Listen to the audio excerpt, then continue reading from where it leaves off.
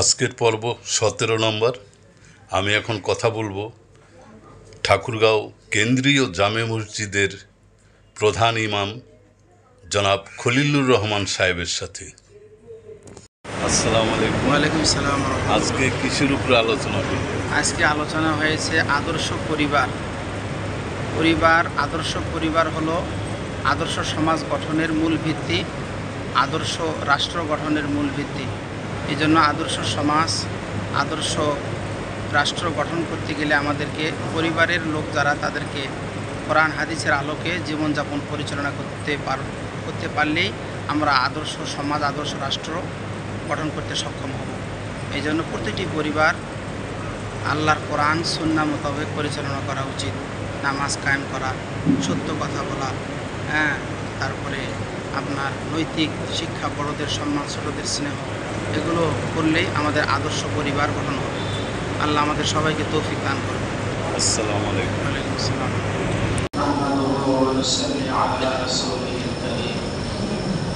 أما بعد فأعوذ بالله من الشيطان الرجيم. بسم الله الرحمن الرحيم. ومن آياته أن خلق لكم من أنفسكم أزواجا لتسكنوا إليها وجعل بينكم مودة ورحمة إن في ذلك لآيات لقوم يتفكرون. وقال الله تعالى مخبرا وآمرا إن الله وملائكته يصلون على النبي يا أيها الذين آمنوا صلوا عليه وسلموا تسليما. اللهم صل على محمد وعلى آل محمد كما صليت على إبراهيم وعلى آل إبراهيم إنك حميد مجيد. اللهم بارك على محمد وعلى آل محمد كما باركت على إبراهيم وعلى آل إبراهيم إنك حميد مجيد. উপস্থিত সম্মানিত ইসলাম প্রিয় দিনদার ভাইয়েরা, আসসালামু আলাইকুম ওয়া রাহমাতুল্লাহ। শুরুতে আল্লাহর প্রশংসা, আল্লাহ পাকের কৃতজ্ঞতা জানাচ্ছি যে আল্লাহ আমাদেরকে মুহররম মাসের আজকে 25 তারিখ, চতুর্থ জুমা, সপ্তাহের শ্রেষ্ঠ দিন, আল্লাহ আমাদেরকে সুস্থ শরীরে জুমার নামাজে আসা, আল্লাহ পাকের বড় হুকুম জুমার নামাজ আদায়, কোরআন হাদিসের বয়ান শোনা আল্লাহ সুযোগ করে দিয়েছেন। বলে আলহামদুলিল্লাহ। আমি আপনাদের সামনে আজকে যে আয়াত আলোচনার জন্য বেছে নিয়েছি, সূরা আর-রুম, সূরা রুমের 21 নম্বর আয়াত। আল্লাহ তাআলা এই আয়াতের ভিতরে আল্লাহর কুদরতের কথা বর্ণনা করেছেন। আল্লাহ পাক যে কুদরতে কামেলার অধিকারী, আল্লাহ যে মহা নিপুণ কারিগর, তিনি যে সবকিছুর সৃষ্টিকর্তা, এই কথা আল্লাহ আলোচনা করেছেন। এবং আদর্শ পরিবার কাকে বলে, এই আদর্শ পরিবার নিয়ে আজকে আমি আলোচনা করব। মহান আল্লাহ তাআলা সূরা রুমের 21 নম্বর আয়াতে কি বলছেন? ওয়ামিন আয়াতিহি আন খালাকা লাকুম মিন আনফুসিকুম আজওয়াজা। আল্লাহ বলছেন যে আমি আমার নিদর্শনের মধ্যে একটা অন্যতম নিদর্শন হলো আমি তোমাদের মধ্য থেকে একজনের মাধ্যমে আমি তোমাদের সহধর্মিণী সৃষ্টি করেছি। অর্থাৎ আদম আলাইহিস সালামকে আল্লাহ প্রথমে সৃষ্টি করেছেন, তারপরে ওনার বাম পাজর থেকে, ওনার শরীরের অংশ থেকে মা হাওয়াকে সৃষ্টি করেছেন। সুবহানাল্লাহ। পুরুষের ভিতর থেকে নারীকে সৃষ্টি করা, এটা কোনো মানুষের পক্ষে সম্ভব নয়। আল্লাহ বলছেন আমি আল্লাহ পারি। আদমকে সৃষ্টি করেছি মাটি হইতে, আর সেই মাটির মানুষটা থেকে আমি সৃষ্টি করেছি মা হাওয়াকে। এটা আমার একটা নিদর্শন। এরপরে আরো হতে পারে যে একটা নারীর গর্ভে কন্যা সন্তান হচ্ছে, সেই কন্যা সন্তানকে আবার বংশ বিস্তারের জন্য বৈবাহিক সূত্রে আবদ্ধ হওয়ার আল্লাহ সিস্টেম চালু করে দিয়েছে। সেখান থেকে সারা পৃথিবীতে মানুষের বংশ বিস্তার হতেই আছে। আল্লাহ বলছেন এটা আমার নিদর্শন। পারবে একটা মানুষ, নারীর গর্ভ থেকে একটা মানুষ সৃষ্টি করতে? আল্লাহ বলছেন আমি একমাত্র পারি। কোন নারীর গর্ভে কোন সন্তান হবে আমি আল্লাহ পাক এটা সবচেয়ে বেশি অবগত আছি। হুয়াল্লাযী ইউসাউবিরুকুম ফিল আরহামি কাইফা ইয়াশা। সন্তানের আকৃতি, আকার কি হবে, রং কি হবে, সন্তান আসছে কিন্তু সন্তান অনেক সময় গর্ভে নষ্ট হয়ে যাচ্ছে। আল্লাহ বলছেন এটা আমি আল্লাহ করার ক্ষমতা রাখি। আবার যমজ সন্তান হচ্ছে, আবার কারো ছেলেই হচ্ছে, আবার কারো মেয়েই হচ্ছে। আল্লাহ বলছেন এই সন্তান যে দেওয়া, বংশ বিস্তারের যে সিস্টেম চালু রাখা এই পৃথিবীতে, এটা আমি আল্লাহ করেছি তোমাদের জন্য। সুবহানাল্লাহ। আল্লাহ পাকের এই সমস্ত কুদরতের কথা চিন্তা করলে মানুষের মাথা নিচু হয়ে আসবে, আল্লাহর সামনে সিজদা করতে সে বাধ্য হবে। আবার অনেক সময় দেখা যাচ্ছে সন্তান হয়েছে কিন্তু আবার প্রতিবন্ধী। আল্লাহ বলছে এটাও আমার হাতে। এই প্রতিবন্ধী, এই পাগল আমি যে আল্লাহ সৃষ্টি করেছি, এটার মধ্যেও আমি আল্লাহর হাত রয়েছে। অতএব কোনো প্রকারে আমরা কোনো মানুষকে তুচ্ছ তাচ্ছিল্য করবো না। নবীজি বলেছেন 3 শ্রেণীর মানুষ থেকে আমি আল্লাহ কলম উঠিয়ে নিয়েছি, আমার কলম কাজ করবে না। 1 নম্বরে হলো যারা পাগল, এদের কোনো হিসাব হবে না। এদের ভিতরে যদি ঈমান থাকে আমি আল্লাহ তাদেরকে সরাসরি জান্নাত দিয়ে দেব। রুহি আল কালাম সালাসা ওয়াল মাজনুন, পাগল, প্রতিবন্ধী, এদের অন্ধ, এদেরকে আমি জান্নাত দিয়ে দেব। সুবহানাল্লাহ। এরা তোমাদেরই মানুষ, তোমাদের মধ্যে থেকে এদেরকে তোমরা ওইভাবে আচরণ করবে, ভালো ব্যবহার করবে তাদের সাথে। 2 নম্বরে বলেছেন সবই মানে শিশু, নাবালক শিশু।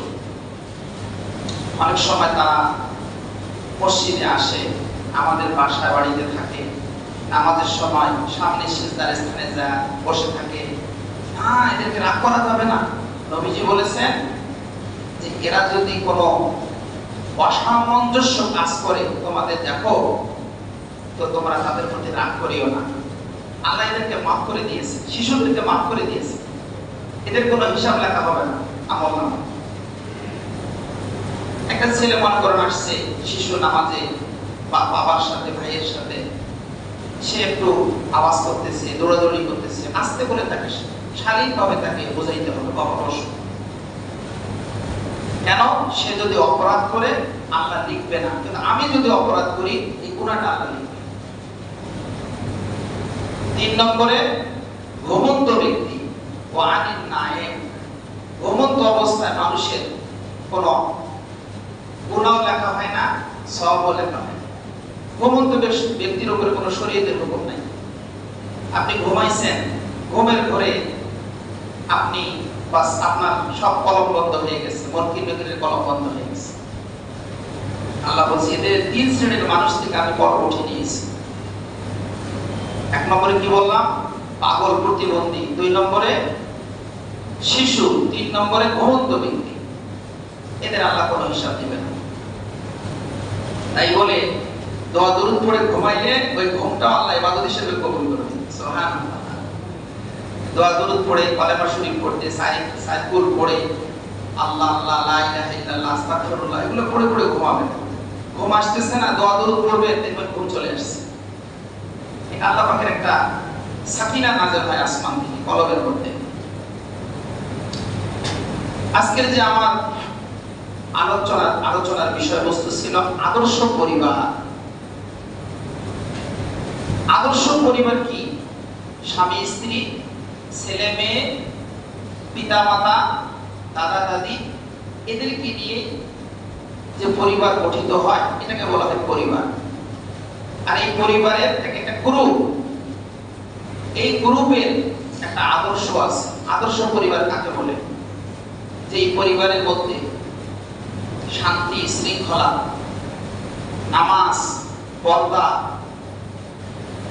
সত্য কথা বলা, নিরাপদ, এই জিনিসগুলো সংশ্লিষ্ট থাকে তাদের মধ্যে। নামাজ, পরিবারের লোকেরা সবাই নামাজ পড়তেছে, এটাকে বলা হয় আদর্শ পরিবার। আদর্শ পরিবার হলো একটা সমাজের ভিত্তি, একটা রাষ্ট্রের ভিত্তি, একটা পাঠ, একটা বহুতলা ভবন আপনি করবেন, একটা বিশাল বিল্ডিং তৈরি করবেন, এর ফাউন্ডেশন, এর বেস যদি আপনার মজবুত না থাকে ওই বিল্ডিং কিন্তু থাকবে না। তা মানুষের, সমাজ এবং রাষ্ট্রের মূল ভিত্তি, মূল কাঠামো হলো পরিবার। পরিবারটা সর্বশ্রেষ্ঠ বিদ্যাপীঠ, সর্বপ্রথম বিদ্যাপীঠ।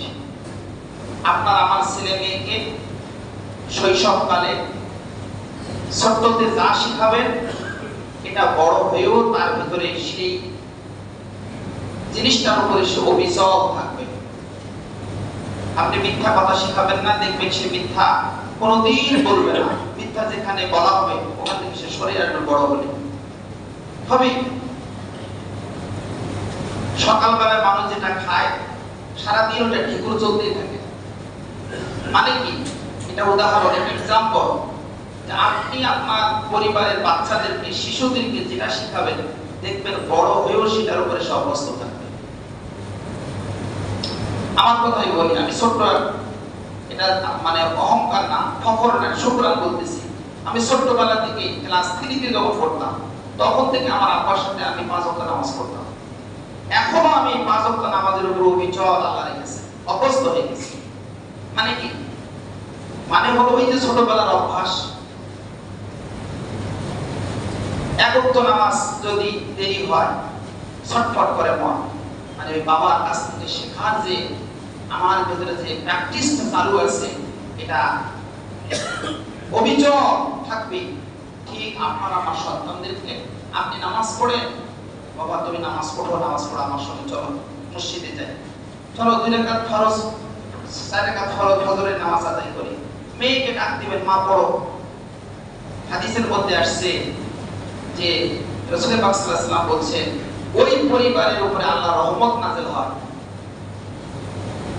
ফজরের নামাজের আগে স্বামী উঠছে, স্ত্রী ওঠে নাই ঘুম থেকে, আপনি নামাজ পড়লে, নামাজ পড়ে স্ত্রীকে ডাকতেছেন, ওঠে না, তার মুখের মধ্যে যদি পানি ছিটায় দেন, সে পানি ছিটে দেওয়ার কারণে সে ঘুম থেকে উঠে নামাজ আদায় করলো।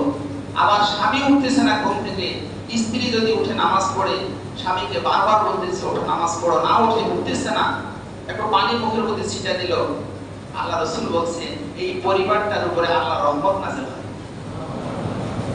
আল্লাহু আকবার। আপনার আমার বিবির গায়ে যদি পানি ছিটাই চেহারায়, বা আমার মুখে যদি পানি ছিটায়, আমরা রাগ করবো, তাই না? কিন্তু রাসূল এখানে বলছেন যে আল্লাহ খুশি হন, ওই পরিবারের উপর আল্লাহর রহমত নাযিল হয়। হাদিসে আরো আসছে, আপনি মিসকিনকে দান করতেছেন 1 টাকা, আল্লাহর রাস্তায় দান করতেছেন 1 টাকা, মসজিদ মাদ্রাসায় দান করতেছেন 1 টাকা। বলছেন নিজের পরিবার, স্ত্রী, ছেলে মেয়ে, পিতা মাতার জন্য ওই 1 টাকা যদি আপনি খরচ করেন, আল্লাহ বলছেন ওই আল্লাহর রাস্তায় খরচ করার চাইতে তোমার পরিবারের পিছনে খরচ করার সওয়াব আল্লাহ আমি দ্বিগুণ দান করব।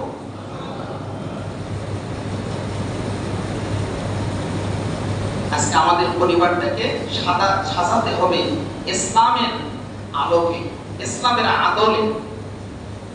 নামাজের তাগিদ থাকবে, পর্দার তাগিদ থাকবে, ছেলে মেয়েদেরকে সত্য কথা বলা শেখাতে হবে, নামাজের তালিম দিতে হবে বাচ্চাদেরকে। বিবিকে, এটা আমাদের একটা আদর্শ পরিবার গঠনের উপকরণ। ছেলে মেয়েদের বিবাহ শাদীর ব্যাপারগুলো এটা একটা অন্যতম একটা পরিবার গঠনের একটা মাধ্যম। সেটা হলো ভালো বংশ থেকে বিবাহ করা। তুমকাহুল মানাতুল আরবা, রাসূল বলেছেন চারটা জিনিস থেকে তোমার ছেলেকে বিবাহ দাও। কি? লে মালিহা, সে যেন মালদার হয়।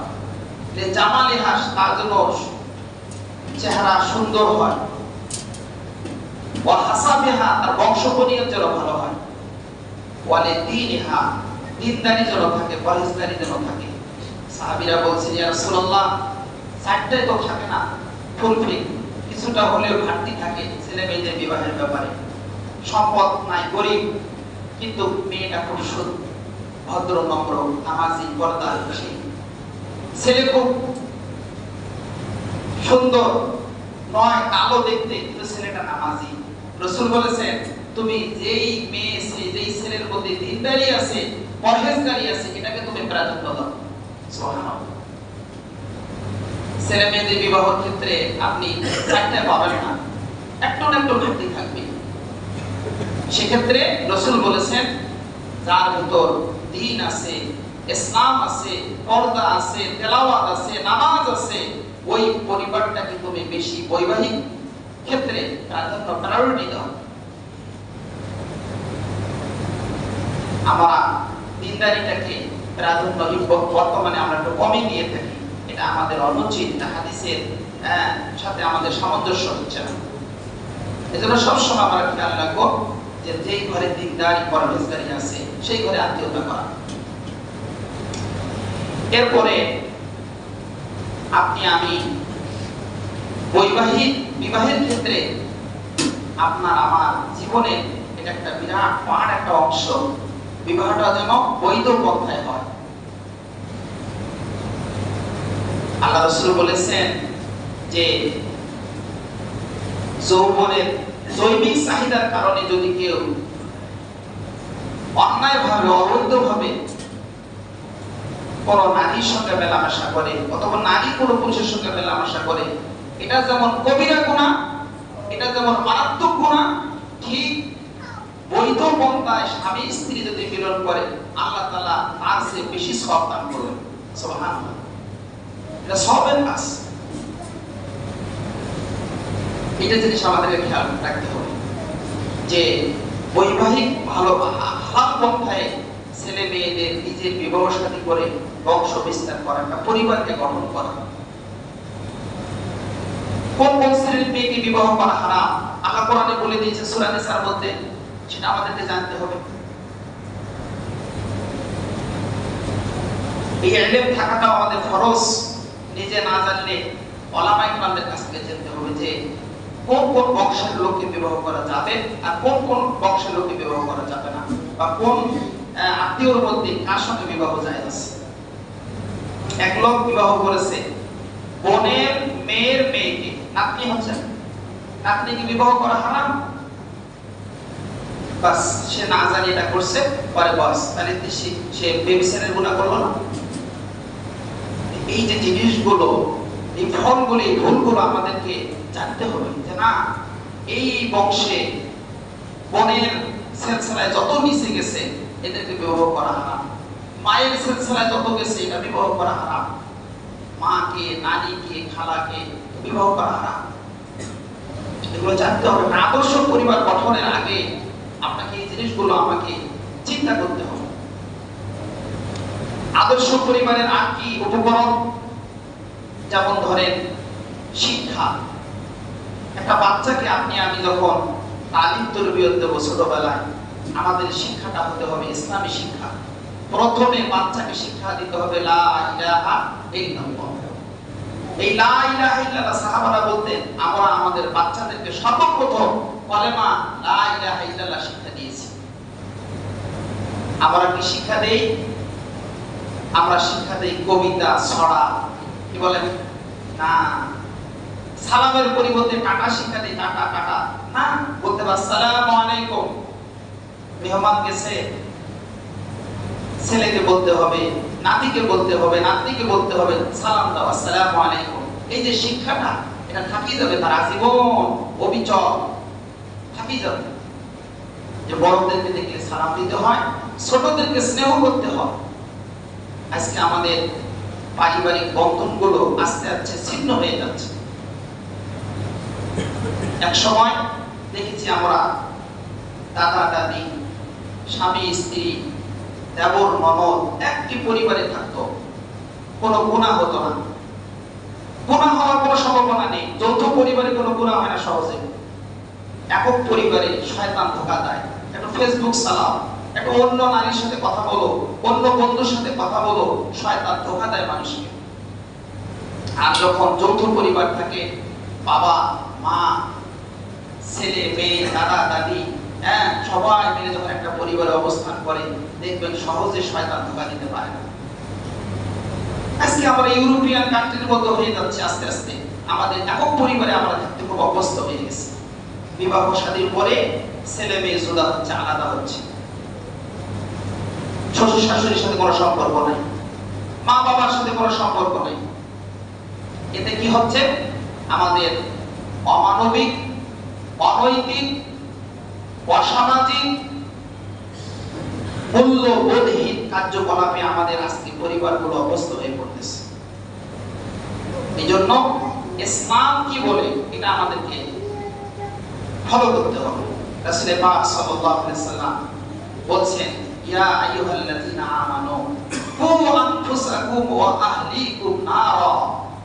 সূরা তাহরিমের 6 নম্বর আয়াত আল্লাহ তাআলা বলছেন, তুমি নিজে জাহান্নামের আগুন থেকে বাঁচো, পরিবারের লোকদেরকেও বাঁচাও।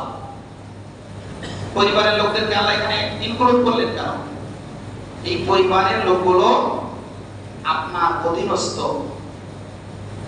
এদেরকে যদি আপনি ভালো রাখতে পারেন, তাকে, স্ত্রীকে, মেয়েকে, ছেলেকে, তাহলে কি হবে? আপনি এখান থেকে দুঃখ বেদনা, সাংসারিক বিভিন্ন ঝামেলা নিয়ে যখন বাড়িতে ঢুকবেন, আপনার অন্তরের মধ্যে প্রশান্তি। আমার ছেলে নামাজ পড়তেছে, আমার স্ত্রী নামাজ পড়তেছে, আমার পরিবারটা তো দিনদারি পরিবার। আপনি সমস্ত দুঃখ ব্যথা, অন্তরের জ্বালা যন্ত্রণা ভুলে গিয়ে আপনার অন্তরে শান্তি আর শান্তি বিরাজ করবে। সুবহানাল্লাহ। হযরত ইব্রাহিম আলাইহিস সালাম, হযরত নবী, সাহাবায়ে কেরাম, রাসূল, নবীরা কোরআন শরীফে দোয়া করেছেন পরিবারের জন্য। কি? রব্বানা হাব লানা মিন আজওয়াজিনা ওয়া যুররিয়াতিনা কুররাতা আ'য়ুনি ওয়াজআলনা লিল মুত্তাকিনা ইমামা। আল্লাহু আকবার। সূরা ফুরকান। আল্লাহ বলছেন, আয়রা মাহবুব, আমার তো ক্ষমতা নাই, আউট অফ কন্ট্রোল, আমার কোনো শক্তি নাই দোয়া ছাড়া। তুমি আমাকে এমন স্ত্রী দান করো, এমন ছেলে মেয়ে দান করো, এমন পরিবার দাও, সেই পরিবারের দিকে তাকালে আমার চোখ শীতল হয়, কলিজা ঠান্ডা হয়, মনে প্রশান্তি আসে। এমন ছেলে মেয়ে, এমন স্ত্রী তুমি আমাকে দান করো। সুবহানাল্লাহ। নবীরা দোয়া করেছেন, কোরআন শরীফে আছে। আপনি আপনার শক্তি দিয়ে পারতেছেন না ছেলে মেয়েকে কন্ট্রোল করতে, আপনার স্ত্রীকে কন্ট্রোল করতে পারতেছেন না, আপনার পরিবারের সদস্যদেরকে আপনি কন্ট্রোল করতে পারতেছেন না। আপনি রাতে উঠে আল্লাহর কাছে চোখের পানি ফেলে কাঁদবেন না, দেখবেন আল্লাহ তাআলা তাদের দিলের ভিতরে এমন রহমত দিয়ে দিবে, ওরা আপনার অনুগত হয়ে যাবে। সুবহানাল্লাহ। নবীরা দোয়া করেছে। আজকে আমাদের পরিবারের সদস্যরা কার কয়জন কন্ট্রোলে আছে? ছেলে মেয়ে। কারণ আমাদের দোয়া নাই, আমাদের চোখের পানি পড়ে ফেলাই না, আমরা গভীর রাতে উঠি আল্লাহর কাছে কান্দি না, কাঁদতে হবে। হযরত ইব্রাহিম আলাইহিস সালাম খানায় কাবা তৈরি করে ইসমাঈলকে নিয়ে দোয়া করতেছেন, রব্বানা ওয়াজআলনা মুসলিমাইনা লাকা ওয়া মিন যুররিয়াতিনা উম্মাতান মুসলিমাতান লাক। হে আল্লাহ, আমাদের বাপ বেটা দুইজনকে তোমার অবিডিয়েন্ট বানিয়ে দাও, অনুগত বানিয়ে দাও। আর আমার যে ভবিষ্যৎ বংশধর আসবে, ইব্রাহিম নবী দোয়া করতেছে, এরাও যেন আপনার ওবিডিয়েন্ট হয়, আপনার অনুগতশীল হয়। সুবহানাল্লাহ। একদিকে চেষ্টা, অন্যদিকে দোয়া, দুইটার সমন্বয় আপনাকে আমাকে আঁকিতে হবে। কেন?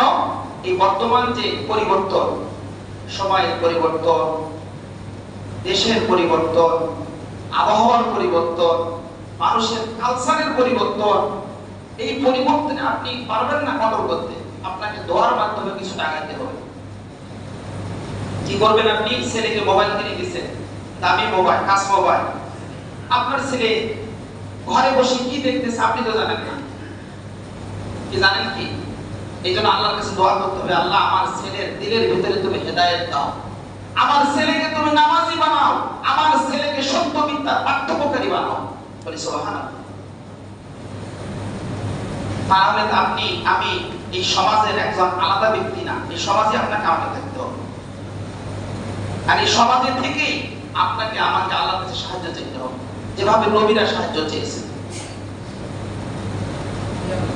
আপনার স্ত্রী ঘরে বসে আপনি চলে আসছেন, সে মোবাইলে কার সঙ্গে কথা বলতেছে আপনি তো জানেন না। এই জন্য স্ত্রীর জন্য দোয়া করতে হবে যে আল্লাহ আমার স্ত্রীকে তুমি তোমার অনুগতশীল বান্দী বানিয়ে দাও।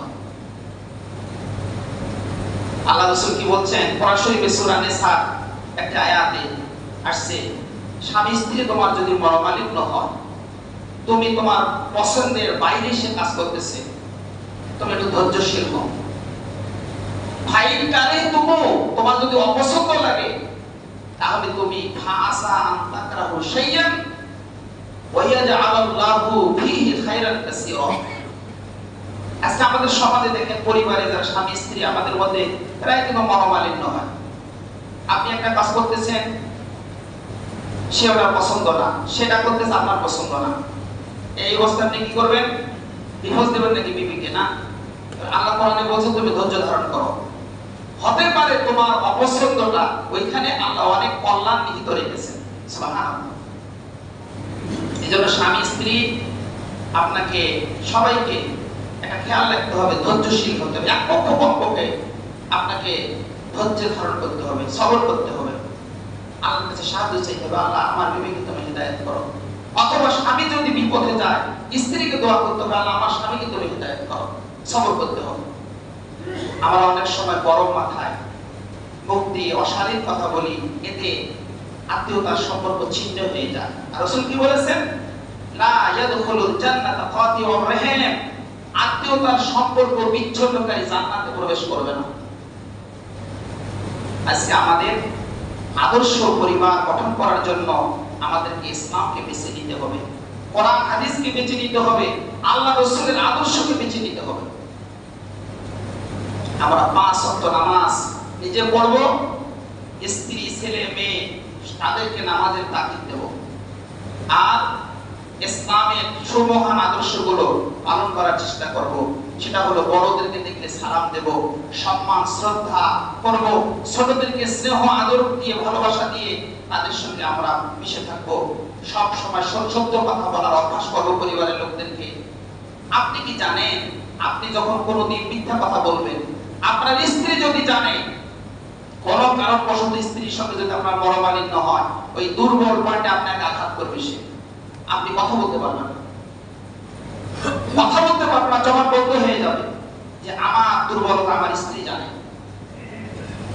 অতএব সব সময় 24 আওয়ার্স আমাদেরকে সত্য কথা বলার অভ্যাস থাকতে হবে। সে আমার স্ত্রী হোক, ছেলে মেয়ে হোক, আমার মা বাবা হোক, আমার পরিবারের যত মেম্বার আছে সবার সঙ্গে আমাকে সত্য কথা বলার অভ্যাস করতে হবে।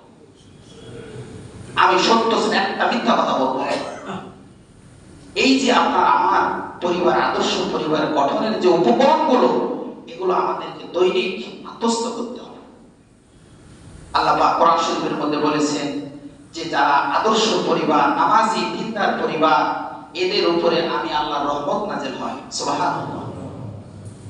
এক সাহাবী বলছে, ইয়া রাসূলুল্লাহ, আমার পরিবারের কোনো আইন কামে আমি কোনো যশ পাই না, অর্থাৎ আমার কোনো বরকত পাই না। রাসূল বলেছেন তুমি সালাম দাও, দরজায় যে পা রেখে পরিবারের লোকদেরকে তুমি সালাম দাও, সালাম দিলে তোমার বাড়িতে আল্লাহর রহমত, আল্লাহর রিজিকের ফয়সালা হয়ে যাবে। সুবহানাল্লাহ। ওই সাহাবী আমল করা শুরু করেছে, সে অল্প দিনের মধ্যে সে শপথশালী হয়ে গেছে।